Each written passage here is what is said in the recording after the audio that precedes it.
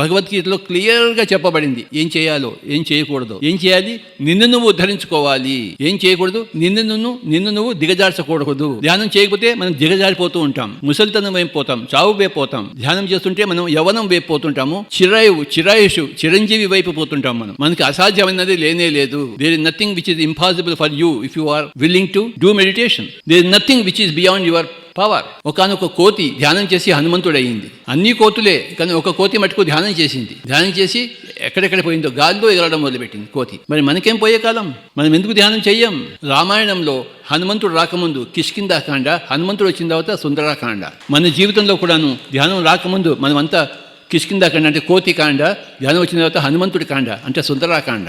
సత్యం శివం సుందరం, సత్యంలోంచి శివం, శివంలోంచి సుందరం. సుందరాకాండ. శివం అంటే బాగు, మన వెల్ఫేర్, మన క్షేమం. సత్యంలోంచి మన క్షేమం వస్తుంది, మన క్షేమంలోంచి మన జీవితం సుందరంగా మారుతుంది.